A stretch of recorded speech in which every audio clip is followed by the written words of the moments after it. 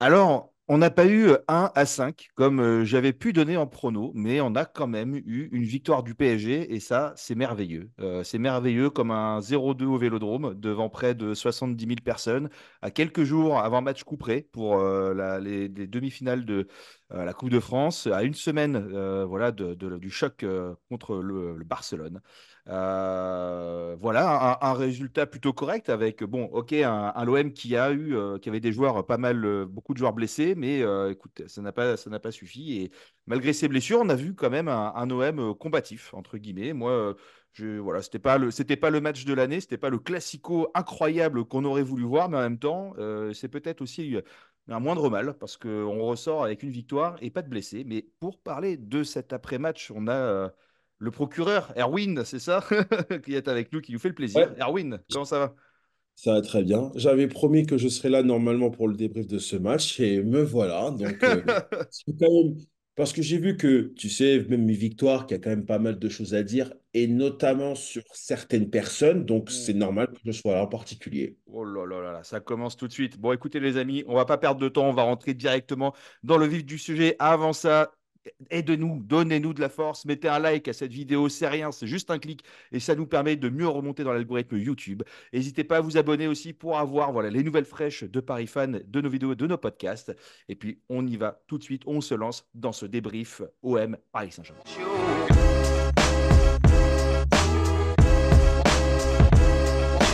Bon, Erwin, écoute, moi j'ai noté pas mal de choses, mais avant d'aller là-dessus, bah écoute, lâche-toi, la libre antenne, radio libre, à toi de, voilà, dis-moi, qu'est-ce que tu as pensé de ce match? Quelles sont ces individualités qui t'ont énervé ou qui ne t'ont pas plu ou qui t'ont plu? Allez, c'est à toi. Bah, pour être honnête avec toi, au tout début, toi, tu parlais d'une grosse victoire, etc. Moi, je ne vais pas te mentir, c'est que vu les absences qu'avait Marseille, et notamment en défense, je me suis dit, ah, peut-être que c'est l'année où on peut éventuellement leur mettre une raclée. Et j'avais même dit dans la tête, si franchement, on ne met pas, allez, 3-0 minimum, je serais un peu tenté.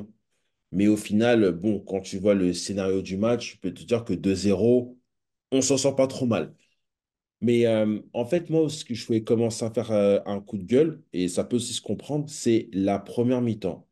Le déchet technique de cette première mi-temps, j'ai l'impression que c'était des U12 qui apprenaient à faire des passes. Vraiment, j'ai vu aucune bonne passe dans le tempo. Les gens qui se regardaient, ils savaient même pas se coordonner. Je repense à une passe de Fabien Ruiz. Je crois que c'est vers la 30e, un truc comme ça. Quand Dembélé est super bien placé dans la surface, il lui fait une passe beaucoup trop forte. Ça sort, alors que tu vois qu'il fallait juste faire une passe normale. Donc, tu avais l'impression qu'il y avait ce manque de coordination qui avait beaucoup énervé les supporters parce que j'ai regardé un peu les réactions pendant cette mi-temps-là, notamment sur les réseaux sociaux, etc. Et tu te disais, mais c'est quoi? Vous savez que c'est un match de foot super important pour nous ou vous avez vraiment pas envie de le jouer? Donc, c'est vrai que on pourrait se poser des questions. Et après, bon, au fur et à mesure que le match avançait, on se disait, bon, bah, Marseille quand même, commence à prendre un petit peu le dessus. Ils ont quand même une bonne assise, notamment défensive, et même offensivement, ils essaient de nous poser quelques problèmes. Et là, il y a eu ce festival avec le carton rouge complètement absurde de On va y Beraldo. revenir. Eh oui. Non, mais on va y revenir, etc. Mais ce qui est marrant, c'est que ce carton rouge, en fait, c'est peut-être celui qui a débloqué un peu le match de Paris. Parce qu'ils se sont dit, tiens, à la sortie des vestiaires, ah bah les gars, là on est à 10. Sachant qu'en général, Marseille, quand ils jouent à 10 à 11 contre 10, ils n'arrivent pas forcément à faire de bons résultats. Peut-être que mentalement, ça va leur peser. Et c'est peut-être là qu'on peut décider de faire mal avec notamment des transitions rapides, etc. C'est ce qu'on a fait avec Maestrias nous a permis de marquer ces deux buts, dont, le, dont j'ai beaucoup aimé la construction sur le but de Vitinha parce que c'est lui qui est au départ de l'action, c'est lui qui fait l'interception, qui relance proprement, qui lance Ousmane Dembélé, qui a l'intelligence quand même de la remettre automatiquement pour lui pour faire la passe parce que on s'est tous dit, si Dembélé va tirer, on est sûr que ça va pas rentrer. Ah, bah, il y a eu quand même deux occasions très franches de Dembélé où il est devant le but et ça passe à un bon mètre et demi à chaque fois. Et ouais, c'est clair que là, moi, j'y croyais pas. Je l'ai vu frapper. Et là, en fait, il fait la passe au bon moment. Vitinha, très bien, impeccable. Ouais. Bah, voilà, donc du coup, on s'est dit, ça, c'est vraiment un très bon choix. Après ce but-là, bon, après, je pense que c'est normal, c'est l'infériorité numérique qui fait. je pense qu'on a eu à peu près une quinzaine de minutes où on a quand même un poil un peu souffert défensivement, faut être honnête. Et on sentait que Marseille avait peut-être eu des occasions, notamment pour égaliser. Je repense à une parade que fait Donnarumma. Ça revient sur Amin Harit qui Oui. retire encore derrière. Heureusement que Donnarumma refait la parade parce que Ouais. des buts assurés. Après, évidemment, il y a certaines situations où on peut porter à confusion, notamment celle de Donnarumma face à Gigot, où certes, il touche le ballon, mais il touche quand même sa tête et on se dit, ah, ça peut se Ouais. siffler comme un penalty ou pas. Surtout, Ensuite, vu la ouais, physionomie du match, le nombre de cartons et Monsieur Bastien qui apparemment avait une vraie dent contre le Paris Saint-Germain, là, c'est clair que j'étais pas serein à ce moment-là, quand même, hein. on n'était pas serein, mais après, je pense qu'on peut, les Marseillais te diront c'est pareil, parce que quand tu vois cette action-là, tu te dis, ça peut siffler comme Bien sûr. penalty comme pas. Après, il y a aussi, non, il y a aussi l'action justement sur l'égalisation de Verretou, où Mm. moi personnellement, je me disais, vu comment Luis Enrique, je parle du joueur, pas de notre Ouais. entraîneur, qui gêne littéralement Donnarumma, c'est logique pour moi qu'il fait un peu action de but et qu'en plus sur la frappe de Verretou, il est hors jeu. Mm. Mais comme il ne gêne pas plus que ça, et qu'en plus Hernandez le dévie un petit peu le ballon pour le rentrer dans le but, Mm. donc forcément tu te dis, ça pouvait siffler au mode de but finalement accepté. Et là, on Appréciation serait de pas. l'arbitre. Ouais, voilà. Donc, et là, on ne serait pas forcément dans la même dans le même niveau. Donc là, on se dit, ah, là, ça serait beaucoup plus compliqué pour nous. Et après, bah, la 85e, on marque un autre contre. D'ailleurs, un très bon choix de la part de notre entraîneur Luis Enrique qui a décidé de faire sortir Mbappé et Ousmane Dembélé pour faire rentrer Marco Asensio et Gonzalo Ramos. Les deux Changement sont payant. juste sur le deuxième but. Donc, à la fin, on se dit. Certes, ça a été un petit peu difficile. On a été à 10, mais à la fin, on retient l'Euro 2-0, victoire contre le Marseille, et à la fin, on est vraiment content. Bah, c'est ça. Moi, tu m'avais chauffé pour le 3 buts d'écart. J'avais mis un petit pari dessus. Alors, moi, j'ai mis 5-1 comme je l'avais mis en prono. J'ai mis 3 buts d'écart. J'avais mis alors, la cote à 2 pour Paris gagne était quand même énorme. Et donc, du coup, ça m'a remboursé tous les autres qui ont été perdus. Donc, tant mieux. Mais voilà, Mbappé, pas de buteur. Bon, on reviendra de toute façon de manière assez individuelle. Pour les notes à la fin de la vidéo. Mais encore une fois, effectivement, on a un PSG en demi-teinte. On peut pas être entendre. Moi, j'ai vu des gens qui disaient c'était un grand match du Paris Saint-Germain, c'est une démonstration, etc. Mais enfin, je sais pas. Les gens, ils ont pas mis leurs lentilles, ils ont pas mis leurs lunettes, ou je sais pas. Ils ont ronflé un petit peu au début. Je sais pas ce qui s'est passé, mais je trouve ça dingue d'entendre ça. En fait, tu joues à un OM qui était décimé, mais qui était décimé en même temps. Ce que je disais dans la vidéo d'avant-match, c'est que tu as des joueurs qui n'ont pas forcément de temps de jeu. Et en fait, quand tu joues Paris Saint-Germain et que tu es sur le terrain, tu es vu par le monde entier. Le monde entier regarde les matchs du Paris Saint-Germain parce qu'Mbappé, parce que Paris Saint-Germain, parce que machin. Et donc, du coup, c'est une vraie vitrine pour les joueurs de jouer face au PSG. Et je le dis à chaque fois, le joueur qui met un triplé face au PSG dans un match, c'est un mec, je peux te dire que sur le marché des transferts, il va avoir une cote assez intéressante. Il va être vraiment supervisé, être supervisé par pas mal de gens. Donc, l'OM, en plus, ils ont perdu un de leurs tauliers, alors Chancel Mbamba, mais c'est énorme parce que lui, tu le vois, il sort, un quart d'heure après, tu le revois encore en train de faire le tour de la pelouse. Et je me suis dit, à chaque truc, on va tout le temps le voir en train de faire le tour de la pelouse, etc. pendant tout le match. C'était assez drôle. Mais voilà, et je sais pas ce qui se passe à la mi-temps. Je sais, il y a un druide magique, je ne sais pas ce qui se passe, ils boivent la potion magique, mais à la mi-temps, c'est ce que je dis à mes potes, pareil, à chaque fois je leur dis, tu vas voir, en deuxième mi-temps, ça sera mieux, Paris, ils sont meilleurs en deuxième mi-temps. Mais en fait, ça n'a pas loupé, voilà, deuxième mi-temps, voilà, je sais pas ce qui s'est passé, mais ça va mieux, on se remet un peu la tête à l'endroit, et puis c'est cool. Mais sur des matchs couperés, face à des grosses équipes, je dis une bêtise, hein, mais face à des Rennes, face à des. Tu vois, même Brest, hein, qui fait une très belle saison, face à Barcelone, j'en parle même pas, mais tu joues comme ça, c'est mort. C'est mort, c'est KO. Tu en prends un, tu en prends deux, tu peux même en prendre trois. Donc, on a eu, pour moi, l'homme du match. Alors, je fais Paris fan, c'était Vitinha, même s'il a fait un excellent match pour moi. L'homme du match, et même peut-être l'homme de cette saison, reste Donnarumma. Mais voilà, Vitinha n'en démord pas. Et puis on verra après sur les. Voilà, il nous a régalé avec des sambas incroyables et des jeux acrobatiques sans sas. Voilà, Vitinha qui nous fait beaucoup de bien cette année. Et je voudrais revenir aussi effectivement sur. C'était deux jaunes ou c'était un jaune puis un rouge direct sur Beraldo.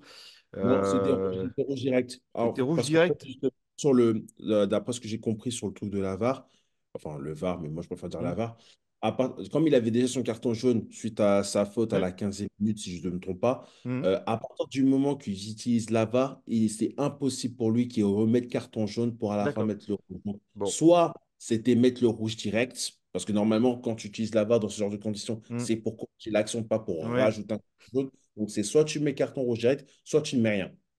Bon. Donc, Donc voilà. carton rouge direct, et c'était intéressant parce que j'ai vu un tweet, là je l'ai sous les yeux, qui disait Monsieur Bastien c'est très bien adapté aux coutumes locales, toutes les 5 minutes il remet un petit jaune, en parlant du pastis. Donc du coup, effectivement, et le nombre des cartons aussi, alors Beraldo à la 15e, Hernandez à la 38e, Beraldo à la 40e c'est le rouge, à la 40e Danilo Pereira, à la 45e Donnarumma, enfin incroyable. Et moi ce que j'ai trouvé assez dingue quand même, c'est que t'as pas le droit de parler à l'arbitre, tu n'as pas le droit de discuter avec lui. À chaque fois qu'ils sont Non, partis non, lui non, parler, non. tu prends un jaune. Alors qu'à un moment, quand même, tu avais les Marseillais, ils étaient à 3 ou 4 autour de lui, à 5 centimètres de sa tête, mais vraiment menaçant limite. Il n'y a rien. Il s'est rien Justement, passé. c'est ça. C'est Il s'est ça, rien c'est passé. qu'en fait, Pas un tu n'as pas le carton. droit de parler à l'arbitre quand tu es du Paris Saint-Germain, mais quand tu es Marseille, pas de problème. Parce que je veux bien que les. Parce que bon, c'est un petit coup de gueule contre les Marseillais, c'est un peu normal, c'est un peu c'est normal, ce serait pas marrant sans un coup de gueule contre eux. C'est de dire que oui, l'arbitre était de notre côté. Vous avez été en supériorité numérique pendant 53 minutes et vous n'avez pas été capable de marquer. Posez-vous la question déjà de un. Hmm. Et excuse-moi, tu dis qu'on a été avantagé. On a fait 8 fautes pour 5 cartons total. Toi, tu en as fait 10, tu en as eu zéro. Et je vais pas, et j'ai noté quand même certaines fautes marseillaises. Je pense notamment en deuxième mi-temps quand ce bourrin de Samuel Gigot pousse littéralement un de nos joueurs dans le plus grand des calmes. L'arbitre siffle faute, mais il n'y a rien. Ah non, ça marche pas ça. Par contre, pour Hmm. un espèce de coup d'épaule à 50 mètres de notre surface de réparation, on appelle la VAR, peut-être dernière action, et on donne un carton rouge. C'est quoi la logique? C'est un peu la spéciale. Et puis surtout, moi, pour ce carton rouge qu'il y a eu, c'est là où moi je suis assez choqué parce que même Aubameyang, quand il se relève, il rigole avec Beraldo, les deux sont en train de se marrer. Et même Aubameyang est parti rigoler avec Luis Enrique, notre entraîneur. Donc il y a quand même pas. Il y a une bonne ambiance, tu vois. C'est pas comme si le mec était chaos technique au sol. Et franchement, je regardais enfin, je voyais beaucoup de commentaires sur ça qui disaient mais que Monsieur Bastien n'avait jamais arbitré en Angleterre parce que ça, il finirait les matchs à 2 contre 2 entre guillemets quoi, parce que c'est continuel. Et moi, je trouve que la poussette, franchement, à la limite, faute. Allez, bon, ok, jaune, non. Et un rouge comme ça, mais n'importe quoi. Comme s'il il anéantissait clairement une action de but. Enfin, bon, pour moi, c'est n'importe quoi. Bon, je pense qu'on a Mais fait un peu le tour sur ce sujet-là. Sauf si tu voulais rajouter des choses. c'est ce qu'il a expliqué, parce qu'en fait, justement, à la fin du match, bon, alors évidemment, il y en a qui disent que oui, on n'aime pas trop les explications, mais moi, ce que j'aime bien quand même, même si ça peut satisfaire ou pas, c'est que l'arbitre vienne juste après le match et que quand on voit qu'il y a des situations qui sont un peu controversées, comme par exemple le carton rouge, c'est qu'ils viennent justement s'expliquer sur le pourquoi il a mis le carton rouge. Au moins, Il ça faut, permettra de bien sûr. comprendre un petit peu, même si tu peux ne pas être d'accord avec ses explications, ce qui est tout à Mm, fait normal. Je pense que beaucoup de Parisiens n'étaient pas d'accord avec ce qu'il disait. Mais au moins, tu comprenais pourquoi le carton. Parce que comme il avait dit, c'est que comme ça déstabilisait une action ou ça annulait une action de but, même si Aubameyang, pour moi, il était comme à 40-50 mètres et rien ne dit qu'il aurait pu avoir le ballon juste derrière parce qu'il bien était sûr. quand même collé à notre ligne de touche. Mm, Faut pas oublier. Donc, en plus, vu comment le terrain était glissant, tu te dis même, ça serait pas improbable. D'ailleurs, Aubameyang et comme Mbappé, etc., ont pas mal chuté mm, à cause du terrain qui était quand même assez glissant. Bon, c'était pas impraticable, mais on était quand même pas loin. Tu te dis, même si ça se trouve, Aubameyang aurait ralenti sa course parce qu'il n'aurait pas voulu glisser ou se blesser bêtement. Berrado aurait pu le rattraper ou quoi que ce soit. On ne sait pas ce qui se serait passé au final. On ne dit exactement. pas qu'il va forcément se retrouver dans la surface de réparation et marquer derrière. On ne sait pas ce qui se passe. Donc, c'est pour ça que, franchement, à mon sens, siffler le faute là-dessus, donner le coup franc pour Mars, etc., pourquoi pas? Mais donner un carton rouge là-dessus, c'est extrêmement sévère. Et je reviens juste sur ce que tu disais sur les tirs. Regarde, Marseille, 22 tirs, 10 cadrés. Paris Saint-Germain, 8 tirs, 3 cadrés. Donc on a cadré 3 buts. En gros, sur les 3 buts, 3 tirs cadrés, on en a marqué 2. Il y a une certaine efficacité. Marseille a eu autant de possession quasiment que le Paris Saint-Germain, hein, 47, 53. La précision des passes, c'est pareil, 85-85. Le nombre de passes, on va dire, allez, à peu près, à 100 près, sont à peu près sensiblement pareils. Donc ils avaient eu largement, ils avaient la place. Et Marseille avait largement la place de faire quelque chose et n'a pas su transformer. Mais bon, après aussi, ils l'ont dit, hein, Gasset l'a dit, Amin Harit l'a dit, voilà, enfin, le Donnarumma a fait le match incroyable. Donc moi, c'est ce que je disais, hein, voilà, c'est Donnarumma pour moi, c'est l'homme du match. Vitinha, il montre encore son importance pourvu que ça dure. Et il a été, et franchement, cette année, ça fait quand même pas mal de fois où on le voit élu homme du match. Et puis j'aimerais aussi revenir rapidement sur alors deux choses, je vais te lancer dessus. Moi, c'est le but de Gonzalo Ramos qui me fait vraiment plaisir parce que il marque le but, il va faire sa célébration, il montre l'écusson du Paris Saint-Germain. Tu vois, pour tous les gens qui l'ont critiqué et qui disaient qu'il n'avait pas sa place au Paris Saint-Germain, qu'il fallait le mettre sur la liste de tes transferts, que son prix était indécent, etc. Il s'affirme comme un vrai neuf au PSG. Et moi, je ne pense pas qu'on ira chercher d'attaquant l'année prochaine, sauf s'il y a une opportunité. Mais je suis toujours convaincu que Xavi Simons va revenir. D'ailleurs, c'est l'actualité d'aujourd'hui. Il reviendra, j'en suis persuadé. Et je suis quasiment intimement persuadé aussi que Bernardo Silva viendra. Et en fait, quand tu vois que, bon, Colomoni, c'est un autre sujet, mais Gonzalo Ramos, il a été, on l'a pas vu pendant un moment. Les gens disaient que c'est une baisse de régime, mais pour ceux qui n'ont pas suivi, il a été très malade avec voilà, une infection grave qui lui ont fait perdre 10 kilos, si je dis pas de bêtises. Et tenu éloigné des terrains de sport pendant un petit moment, là, il reprend du poil de la bête. Et le but qu'il met, bah, en fait, il n'est pas évident parce qu'il a quand même de la course à faire. Il faut quand même bien conduire le ballon avec le pied. Il arrive à bien maintenir le joueur de Marseille qui revient vers lui. Et en fait, il a une preuve de lucidité. Enfin, il fait preuve de lucidité devant le but, voilà, comme un vrai neuf, quoi. Le but, c'est pas le plus beau but du monde. Mais en fait, c'est pas ce qu'on demande. Voilà, parce que Dembélé, par exemple, il t'a dribblé toute la moitié de terrain, c'est très bien, mais quand il arrive devant, tu sais, je sais plus, c'était quoi? C'était une action avec Lucas, je crois, il y a quelques années aussi. Mais en fait, derrière, loupé, quoi. C'est dommage, c'est beau, c'est bien, mais ce qu'on demande aussi, c'est d'avoir cette assurance de but, quoi. Mais je Et, suis et pas. le dernier sujet, je te relance dessus, c'est Mbappé, son match, et puis la photo qu'il a mis sur Instagram. Alors, juste Non, par t'inquiète rapport à pas, ça, ça, on en parlera beaucoup ça après, t'inquiète pas. Mais d'accord, moi, non, sur en fait, du Gonzalo Ramos, ce que tu disais, moi, il y a en fait son entrée. Parce que quand le PSG s'est retrouvé à 10, même si on a marqué ce premier but qui nous met quand même, donne l'avantage, bah, il ne faut pas oublier qu'on était à 10. Et donc, du coup, il fallait quand même qu'on ait une certaine assise défensive. Et c'est là que je comprends en fait la sortie d'Mbappé, parce que quand on sait que c'est un joueur qui ne défend pas énormément, même dans ce genre de situation-là, donc de le faire remplacer par Gonzalo Ramos au début on aurait pu se poser des questions, de dire, mais on a besoin de percussion, d'être bon sur les contre-attaques pour pouvoir marquer et peut-être pourquoi pas partir avec la victoire parce qu'on ne va pas se mentir, hein. Au moment du carton rouge, je ne suis pas persuadé que beaucoup de Parisiens croyaient réellement à la victoire, mais bon, ça c'est autre chose. Et tu disais que bon, avec l'entrée de Gonzalo Ramos, pourquoi pas. Et au final, ça a été le joueur qui est capable de défendre, de donner entre guillemets, son corps et sa vie justement pour mouiller ce putain de maillot. Et c'est pour ça que des fois, ça me fait un peu rappeler Edison Cavani auparavant. Et tu parles beaucoup du but, mais moi, j'ai beaucoup aimé sa course sur le but bien parce sûr. que quand tu vois, il y va. À un moment, Luis Enrique le rattrape, mais ce qu'il fait, c'est qu'au lieu de rester sur la même trajectoire, il se détourne littéralement. Et Luis Enrique, en fait, il se retrouve piégé parce qu'il sait très bien que si jamais il se détourne avec lui, il risque de lui coller la jambe et que s'il lui colle la jambe dans la surface de réparation, Gonzalo Ramos peut littéralement tomber. L'arbitre sifflerait pénalty sans aucune discussion. Donc, dans ce cas-là, il se retrouvait piégé en faisant ça. Et donc, du coup, c'était une très intelligente de la part de Gonzalo Ramos de l'avoir fait et de marquer derrière. Et bon, évidemment, qu'est-ce qu'on peut dire de la célébration? La célébration en faisant ça comme ça, etc. Franchement, je pense que même la nuit qui vient de nous rejoindre, ça Ouais, lui a salut Laoni. littéralement rappelé. Franchement, là, c'est la question que j'avais envie de poser. Vous préférez cette célébration-là ou celle de Draxler il y a quelques années? Laoni, Ramos, vas-y. elle est pas mal. Non, j'ai bien aimé celle de, celle de Ramos. Il montre les pecs, voilà. Il essaie de faire soulever un peu, de dégoupiller le Vélodrome. Après, je sais pas ce que vous avez pensé entre guillemets du match, même si je dois avoir ma petite idée. Une première mi-temps, je vais faire court, honteuse. Il a fallu entre guillemets attendre cette expulsion de Beraldo pour voir les 20 points d'écart entre l'Olympique de Marseille et le Paris Saint-Germain. Hein. Même à 10, on a réussi à faire le taf avec des changements à l'heure de jeu avec le Mbappé, Dembélé qui sortent et les rentrants qui font le taf aussi, hormis Skriniar. On va dire on était à 9 et un plot sur le terrain avec Skriniar. Mais sinon, dans l'ensemble, il fallait prendre les 3 points, même si j'aurais aimé une meilleure entame de match avec plus de jeu, plus d'impact pour vraiment monter en puissance avec le match de demain qui arrive en Coupe de France et forcément le match en Ligue des Champions qui va arriver bien vite face à Barcelone. Bon, c'est ce qu'on disait. Pour résumer un petit peu, on a fait la situation.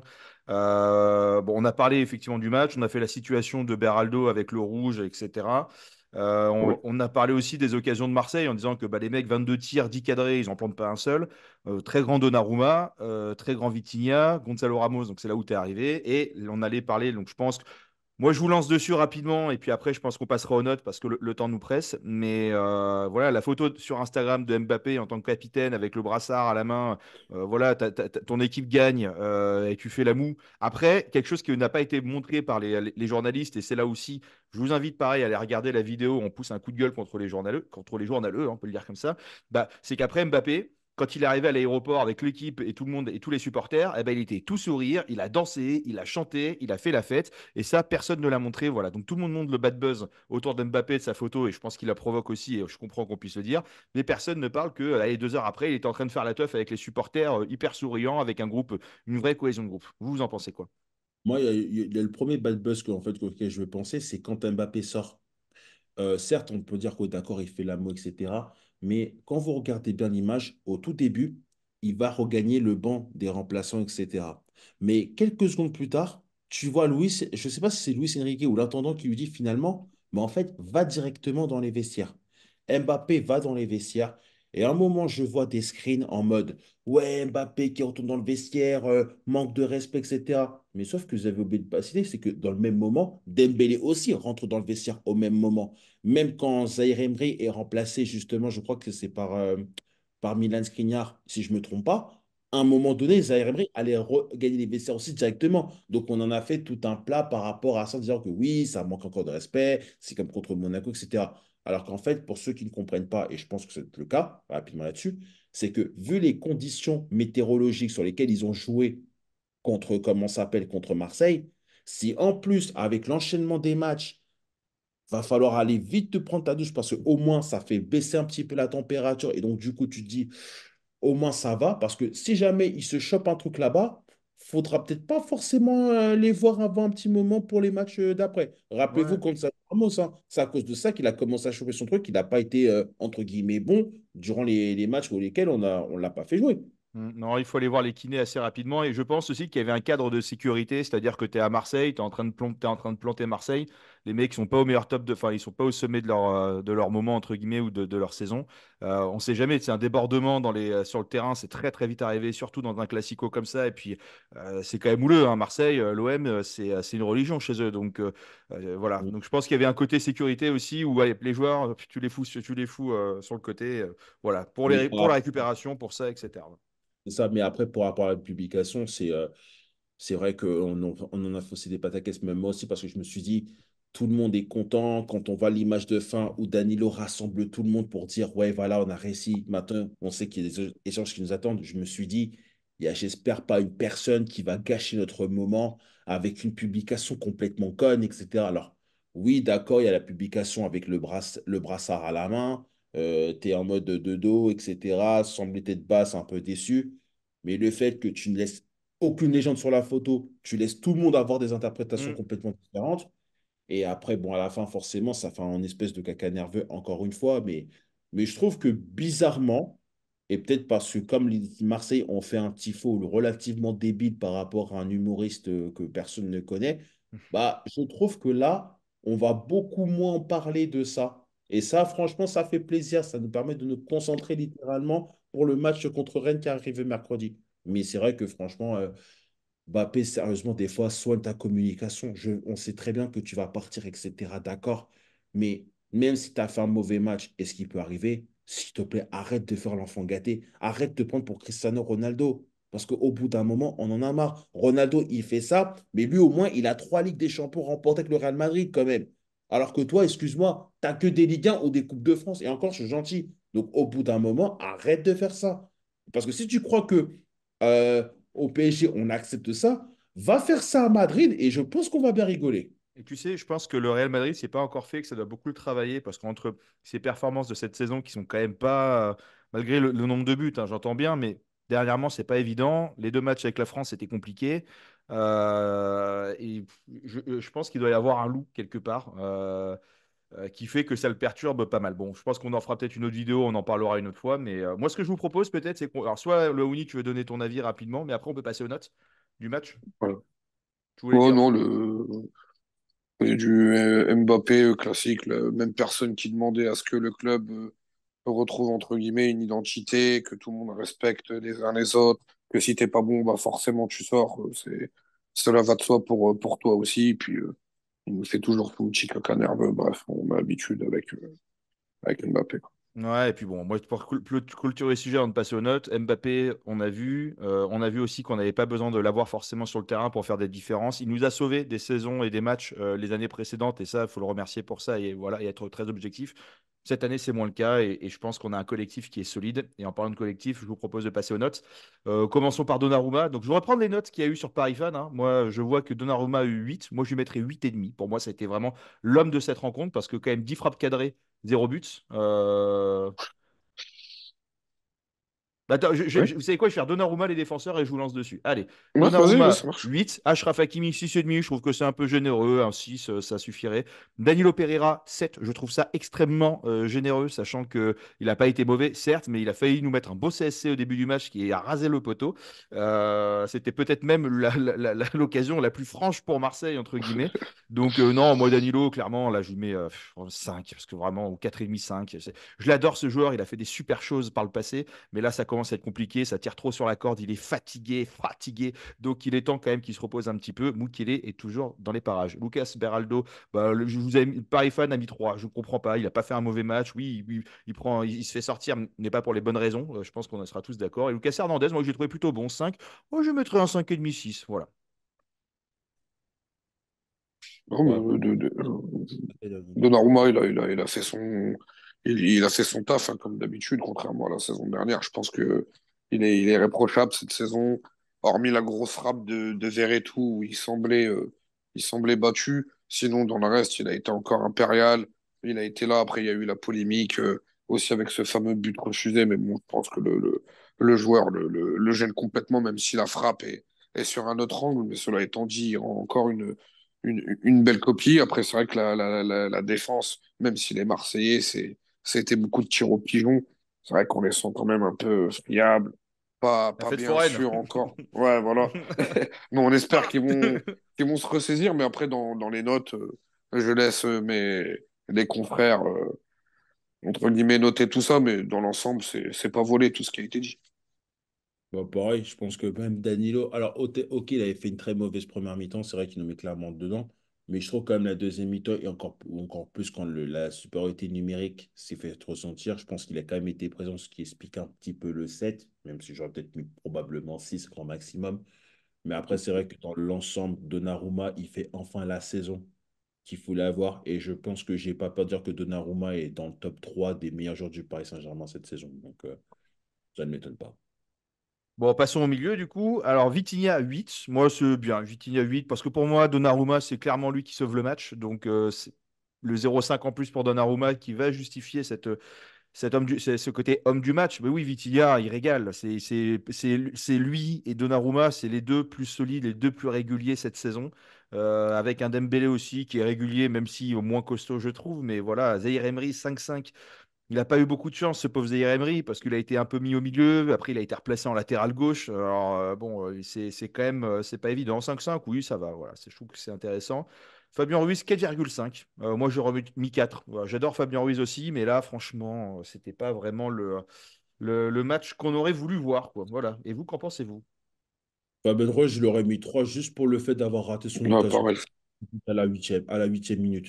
Ça, je Oui. suis désolé. Je peux pas. Ah, Franchement, mauvais on va me pied, hein. dire Mauvais pied. mauvais pied ou pas, Et mais tu petit peux pas me rebond faire avant, je crois aussi. petit rebond, mauvais pied ou pas, mais tu peux pas me faire croire il peut pas cadrer une frappe où il est à 3 mètres du but quand même. Oui, oui, vous savez. Même, je sais pas si vous avez des neveux, des nièces, mais même eux, ils seraient capables de cadrer ça quand même. Franchement, fais un effort. Et puis, comme je l'ai dit, comme je te l'ai dit d'ailleurs avant que Daoud n'arrive, ça frappe complètement mal dosé, ça passe complètement mal dosé pour Dembélé en première mi-temps. Ça m'a gonflé. Donc, pour moi, personnellement, je l'aurais mis 3. Donc, ça, Moi, je suis d'accord avec Arwin, je lui mets un 3. C'est le Ruiz qu'on veut pas voir. En fait, ça qu'on comprend pas. Il monte en puissance. Puis sur des matchs comme ça, où techniquement, Marseille, c'est pas ouf aussi non plus, où il peut encore mettre des points, mettre des buts, donner des ballons. C'est le risque des mauvais soirs qu'on n'aime pas, et forcément, c'est clair qu'il m'a déçu. Warren, bah, le pauvre, il a un peu trimballé partout, mais il prend un petit peu d'expérience. C'est un joueur qui peut aller partout, il a la caisse, il a le coffre, même si c'est pas ses postes, entre guillemets, pardonnez-moi pour ma voix, mais j'ai vraiment mal à la gorge. Mais c'est vrai Pas que de Warren, souci. il fait vraiment plaisir. Et c'est vrai que même si il a encore joué un poste qui n'est pas le sien, il a rendu une copie plutôt propre. Et puis après, bah, Vitinha, franchement, en ce moment, c'est masterclass, que dire de plus. À part Grande Vitinha, tout simplement, il est libéré de Verratti, peut-être de Messi et compagnie, qui le vampirisait un peu. Et aujourd'hui, il fait parler tout simplement son football. Il se cache pas, même dans sa célébration, qui m'a fait un peu rigoler. Mais c'est vrai que Vitinha, en ce moment, c'est vraiment le monsieur plus dans cette équipe. Ouais, 7 buts et 5 passes décisives, si je dis pas de bêtises, cette saison. Donc, c'est intéressant. Après, voilà, pour un joueur qui joue en moyenne 75% du temps de jeu. Donc, du bon progrès. Du bon progrès, vraiment, un mec intéressant à voir. Et puis, voilà, si on se dit que l'année prochaine, on a du Xavi Simons, du Bernardo Silva, un profil type Guimarães, bon, on va commencer à avoir des choses intéressantes dans ce milieu de terrain qui était vraiment une purge ces dernières années au PSG. Parlons maintenant des attaquants. Alors, Ousmane Dembélé, à part ses deux exceptionnels ratés, bon, bah, il y a eu 5. Moi, je pense que 5 est un peu sévère sur sa note. J'aurais mis un 6. Effectivement, il y a des choses qui sont friables, mais il apporte quand même du danger. Il est vif. Je préfère effectivement en ailier droit plutôt qu'au cœur du jeu, même s'il peut avoir des qualités pour faire avancer le ballon. Il l'a montré avec des envolées lyriques et solistes. Colomani 3, je trouve ça un peu dur. J'aurais mis 4 quand même, parce que bon, il fait des efforts, il a envie, il a tenté des trucs qui n'étaient peut-être pas forcément à tenter, mais voilà, moi je ne perds pas tout espoir encore en Colomani, tout comme Skriniar. Je ne perds pas espoir. Voilà, les premières années sont compliquées. N'oublions pas tous les joueurs qu'on a voulu faire sauter dès le début et qui finalement, voilà, comme Vitinha, l'année dernière, tout le monde l'appelait Vitinul, tout le monde voulait le sortir. Aujourd'hui, tout le monde retourne sa veste. Et d'ailleurs, dédicace à Daniel Riolo, je ne sais plus ce qu'il avait dit, il faudrait que je retrouve le tweet, mais qui avait dit que c'était une attaque, enfin un milieu de bébé, Vitinha, machin, Ruiz et Emery, qu'on irait nulle part avec. Et là maintenant, il dit c'est le milieu type du Paris Saint-Germain pour aller loin dans les grandes rencontres, etc. Bon, je vais retrouver le truc après, je le ferai en mode fin, mais encore une fois, bravo. Et puis, Kylian Mbappé, 3-5, ouais, je suis d'accord, 3-5, ou même 3. Bon, il a rien, il a pas amené grand-chose, c'est dommage. Maintenant, Kylian Mbappé, est-ce qu'on l'attend pas en Ligue des Champions maintenant? Voilà, moi, si il fait ça, s'il continue sur ce rythme-là toute la saison encore en Ligue des Champions, il nous fait des masterclass, voilà, j'accepte. Ouais, mais quand même, ça reste quand même le match contre Marseille. C'est pas un match de Ligue 1 comme un autre. C'est quand même le plus gros rival. Et quoi, ça, à la fois pour le PSG, mais même aussi pour nous. Donc forcément, tu dois faire beaucoup plus quand tu s'appelles Kylian Mbappé. Après, à sa décharge, je trouve qu'il n'a pas beaucoup été aussi si servi que ça finalement. Parce que je ne sais pas si vous avez regardé, mais à la première mi-temps, tu avais l'espèce de heatmap qui t'affiche en général vers la 40e et il te disait le nombre de fois que le ballon passait sur les côtés. Et quand tu vois que ça passait peu sur Mbappé, mais que ça passait beaucoup plus sur Colomani ou Dembélé, tu te dis, ouais, il n'a pas été servi, ça peut se comprendre. Même s'il a voulu faire là aussi l'individuel à un moment quand il était à 1 contre 3, 1 contre 4, 1 contre 5. Donc oui, mais après, c'est vrai que pour moi, 3, ça me semble être une note plus légitime. Après, même pour Colomani, je trouve ça sévère. J'aurais probablement mis 5 parce que je trouve que la première mi-temps, il n'était pas si mauvais que ça. Et après, il fait un peu euh, frais du coaching de Luis Enrique par rapport au carton rouge, etc., etc. Donc forcément, oui, mais sinon, globalement, et Dembélé, bah, vu la note, je pense que c'est aussi pour la passe décisive qui sauve un peu son match. Sinon, après, globalement, les notes me semblent un peu correctes dans l'ensemble. Oh non, on va dire semble correct. Colomani, de toute façon, on avait fait la vidéo, on est tous derrière lui. Luis Enrique a vu le match de l'équipe de France, donc c'était normal que tu l'alignes ce soir. Il était sur un élan. Malheureusement, il aurait pu essayer de marquer des points. Il n'en marque pas et en plus il a le rouge qui le pénalise forcément, c'est lui qui sort derrière donc par rapport à Beraldo donc c'est dommage. Dembélé, moi je le trouve quand même très décevant. Un gars qui a été payé quand même, faut pas le rappeler, 140, 150 millions d'euros pour faire oublier Neymar. On a ces deux mecs-là qui sont arrivés au Paris Saint-Germain, donc forcément ça doit être des monstres devant et ça m'insupporte de voir un mec qui est capable de dribbler tout le monde dans une cabine téléphonique et tu as le but qui est grand ouvert comme ça, qui n'arrive pas à cadrer, c'est inadmissible. Et pour moi, Ousmane Dembélé, il me frustre à un point que même s'il a fait une passe décisive, et on va dire il se sauve sur ça, quant à son niveau, son talent, avec tout ce qu'on nous vend, c'est inadmissible de faire des matchs comme ça et de se retrouver devant le but comme ça constamment à chaque fois et de ne même pas cadrer, c'est incroyable. Ouais, je suis. Et Kylian Pardon. Mbappé, à l'image de Kylian sur les derniers matchs de l'équipe de France, la marque les ennuis. Non, et puis effectivement, Dembélé, c'est quand même dommage parce on attend beaucoup plus. Et on peut être plus exigeant avec un Dembélé qu'avec un Fabien Ruiz, parce que Ruiz, à la limite, on n'en attend pas beaucoup. Et il a quand même il a quand même un but de plus que Ousmane Dembélé avec, entre guillemets, beaucoup moins de temps de jeu. Et voilà. Et j'ai retrouvé le tweet de Riolo qui disait effectivement, je trouve ça dingue que la saison se fasse avec Warren, Ugarte et Vitinha. Ça donne un milieu de terrain en matière de création. Ça va être un gribouillis. Et qui dit maintenant, je vais ressortir ce que je dis depuis des mois et depuis des mois. Warren, Ugarte, Vitinha, je suis convaincu qu'il n'y a pas meilleur milieu que ça. Bon, eh bien, écoutez, félicitations, bravo, encore une fois, de l'objectivité, ça fait plaisir. Il s'est Bon, je bien pense, fait remettre en place au passage par Florent Gautreau. Ah, il l'a tué. eh ben, Ah, il tant l'a Et mieux. tué. je Ah, pense que tout le monde a rigolé. Ah, ah ouais, bah tout le ça, monde l'a c'est clair. vu. Les Non, mais amis, Daniel Ariolo, c'est. ce qu'il faut se dire aussi, pas de blessés, voilà, sur ce match-là, avec des joueurs fragiles comme des Hernandez, comme des Dembélé. Et on commence voilà, à avoir à Marco Asensio qui apprend aussi du rythme, qui fait une belle passe décisive. Donc on n'a pas vu le match de l'année, on n'a pas vu le classico tonitruant qu'on attendait, mais en même temps, on a pris les 3 points. En même temps, on s'est imposé chez eux. Et puis là, on a la Coupe de France qui arrive dès demain face à Rennes. Ça va être un match très, très, très chaud aussi. Et il va falloir être solide. Et après, on va faire tourner Clermont contre Clermont. Haha, petit jeu de mots, presque. Et puis après, c'est parti. Barcelone, la réception. Et là, ça va être chaud. En tout cas, moi, j'ai été ravi d'avoir été avec vous. Si vous voulez donner un petit mot de la fin, il nous reste encore une petite minute. C'est avec plaisir. Bon, tout a été parfait. Parfait, bah merci en tout cas. Bah, c'est surtout que moi je veux une petite pensée quand même pour Nico, parce que normalement il aurait dû faire cette vidéo, mais pour un petit Ouais. problème personnel, etc. J'espère que ça va aller pour lui et notamment pour sa fille. Et aussi, pense aussi pour Arthur et pour toutes les personnes qui travaillent sur PFD Clip depuis tant d'années et que je trouve qu'ils ne sont pas assez mis en avant pour leur travail exceptionnel. Oh, effectivement. Voilà. Paris Fan, c'est plus qu'un média, c'est une famille. Pareil, vous aussi, vous qui nous suivez, vous faites partie de la famille Paris Fan. On adore vous suivre. Voilà, vous êtes de plus en plus nombreux, et puis avec des commentaires très récurrents, voilà, toujours les mêmes personnes, et ça nous fait très plaisir. Ça montre une vraie fidélité, et ça nous va droit au cœur. Moi, je vous remercie en tout cas, Hervé et Laouni, d'avoir été aujourd'hui pour ce débrief de match. Maintenant, nous, on va s'activer pour. Voilà, il y a l'avant-match qui se fait aussi en parallèle avec Nico et avec Arthur, voilà, c'est devenu une multinationale Paris Fan Worldwide. Voilà, en tout cas, merci à tous voilà, de nous avoir suivis. C'était un vrai plaisir et on se dit à très bientôt dans une prochaine vidéo. Salut tout le Chose. monde.